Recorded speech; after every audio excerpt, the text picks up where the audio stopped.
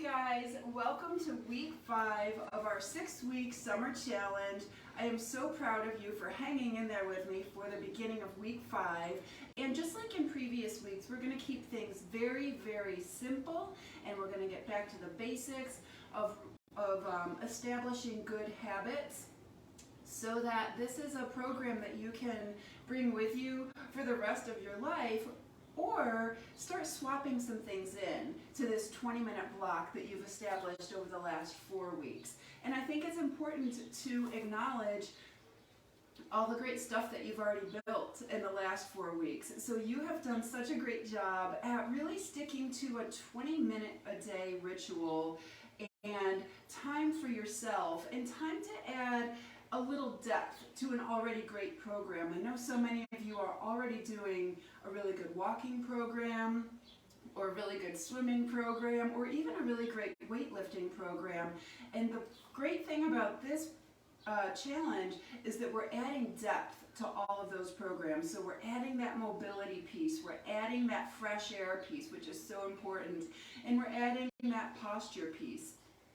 And of course, even within those 3 pieces, we could go even farther. And if you feel like you might need help with your mobility or your stress relief or being outside or your posture, I would love to help you with any of those things. Because I do think it's important to keep looking for the areas where we need to add a little bit of depth so that we perform well for the next 5 to 10 years at least, or we perform well at our sport, or we perform well with whatever it is that you want your body to do for you. So here is this week's challenge. It's going to look very similar to what you've seen before. We're just building a little bit on our get back up drill.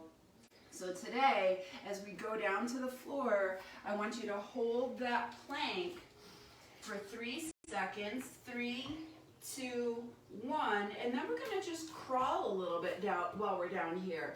We're just going to crawl forward and back just about the length of the yoga mat, and then turn around and go to your back.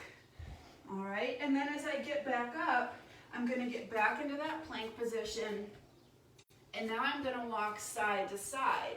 Just a little bit of crawling if you want to, if you are ready for that.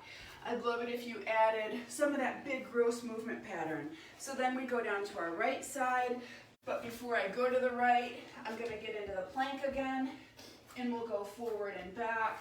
And your crawling can look however you want it to. And then I'll go to my right side, and then I'll get back up, but I'll stop and pause with a little sideways planking crawl. And then I'll stand all the way up. So I'm already getting a little bit out of breath here. This is a big demanding drill. So then we go to our left side, hold that plank, walk it forward, and maybe your crawling looks a little bit more like this with your knees bent. And maybe you're not crawling at all today, and that's okay. Maybe you're just holding that plank.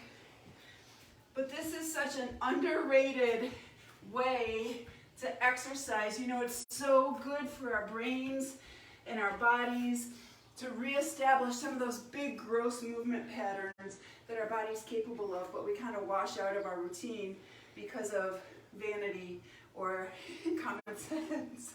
But they are really beneficial. So then we finish with on our belly. So on my way down, I'll hold that plank again, and then a couple forward steps, and then lay on the belly. And as I get back up, I'll hold that plank again, and then a little sideways walking. Such a nice way to start your day, or start your workout, or take a little break if you're sitting at your desk all day. It's just a nice way to get up and move and get your heart rate moving, get your brain moving, and get your body moving. So then we'll go outside for 10 minutes. And again, it's okay if you want to jog. It's okay if you want to just stroll through your garden. It's okay if you want to go all out sprinting for 10 minutes. But being outside in the fresh air is mandatory, everybody. It is mandatory for whatever it is that your goal is. It's just going to make your brain and your stress and your mindfulness and your attitude and your cells and your lungs function that much better. And that goes a long way with any of your goals. Then finally, we stand at the wall. And we always want to look down at our feet and make sure that that fourth toe is pointed straight ahead. And that's going to turn our feet a little pigeon-toed probably, and it's also going to turn our hips favorably so that they're providing good support for our pelvis.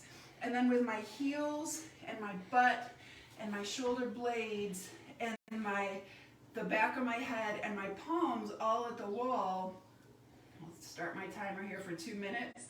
I'm going to just start at the bottom and work the way up the back of my body. So I want to make sure my heels are pressing into the floor.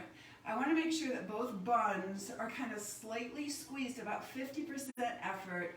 I want to make sure that those shoulders are pulled back, finding the muscles between the shoulder blades that cause them to pinch together this way. Not up, but down and together. And then I'm just going to relax my jaw, but use the deep muscles of my neck to retract my head back. Remember, when you're putting your head on the wall, you should never be looking up. That's a totally different set of muscles, and we don't want to use those. Instead, we want to use these. And so, just like we did last week, I want you to work those feet today. So pull all 10 toes up off the floor as high as you can, and then smack the floor with those toes. Pull all 10 toes all the way up, and then smack the floor. Pull them up and smack. And while I do this, I'm working the muscles of my feet, I'm working the muscles of my shins, but I'm still working the muscles of my backside. Glutes are squeezing toward the wall, shoulder blades are squeezing toward the wall. This seems so silly and so ridiculous, but what a great way to reestablish alignment. And you guys, not only does good posture like this really look great, it feels great too, because now we've created a lot of space here in the lungs and the abdomen so that all of those organs can function optimally. Instead of being slumped here, they're suffocated throughout the day.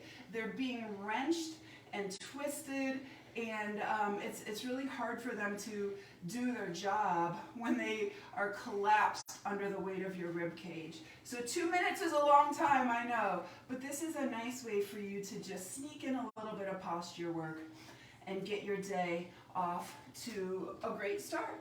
That is it for week 5. This is not a measurement week, so you have some time to build some momentum there with your measurements. Have a great week. Holler if you have any questions at all, and know that I am so proud of you and so excited for the habits that you're forming.